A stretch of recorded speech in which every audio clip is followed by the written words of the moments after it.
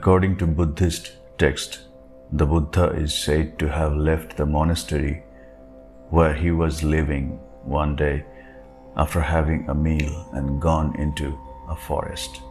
People working in their fields who saw him heading in that direction yelled out to him to warn him that the terrible Angulimala lived in the jungle. Angulimala's biography describes him as the son of a wealthy father and as having once been a bright student at the University of Takshila, which was back then an elite university in India. Other classmates at Takshila were envious of him and conspired to pollute their instructor's mind against him, leading to the teacher asking him for what he must have thought would be an impossibly highly compensation, 1,000 human right-hand little fingers. Surprisingly, the young guy decided to go after the fingers and pay the price instead of giving up and quietly leaving without graduating. It's likely that he soon realized that people were not eager to part with their small fingers, so he had to use violence and murder to get them. He then discovered that he had nowhere to put these fingers.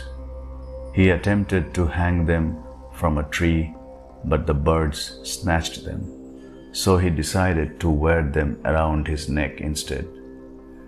He was given the nickname Angulimala, which translates into finger garland or finger necklace, because of his horrifying and growing garland of bleeding fingers. This was the guy who had 999 little fingers wrapped around his neck the day he saw the Buddha approaching him while peeking out of his cave.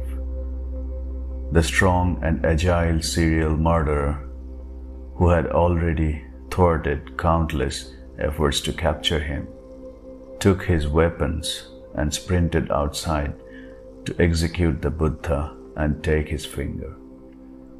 The Buddha was merely strolling, calmly and unhurriedly, so Angulimala had anticipated being able to easily overtake him and do the work swiftly.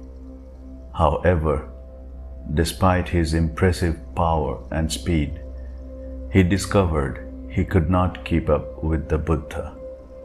Angulimala finally yelled at the Buddha to stop while feeling worn out, furious, upset, and dripping in sweat. The Buddha then turned and assured Angulimala that he, the Buddha, had already stopped, speaking calmly and firmly and expressing neither anger nor fear. It was now time for him, Angulimala, to stop murdering and hurting people as well.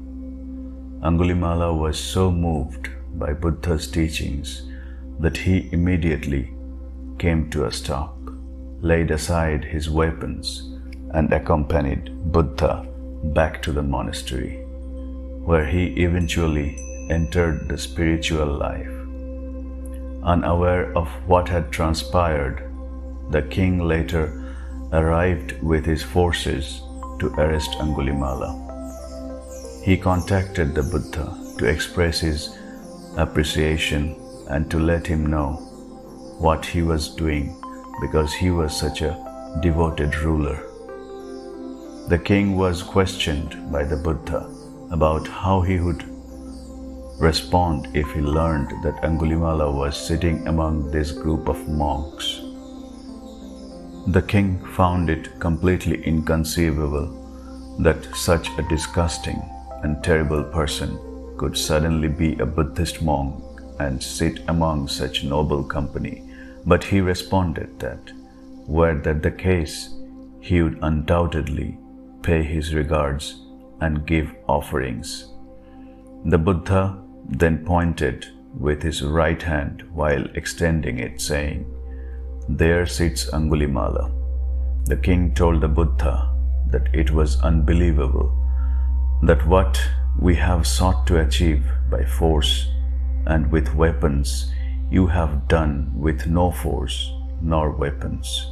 When he had overcome his fear and recovered from his shock, Angulimala finally succeeded in freeing his mind from all desire, anger, and illusion, and discovered for himself the Buddhist objective of enlightenment through time, following a period of some difficulty for himself.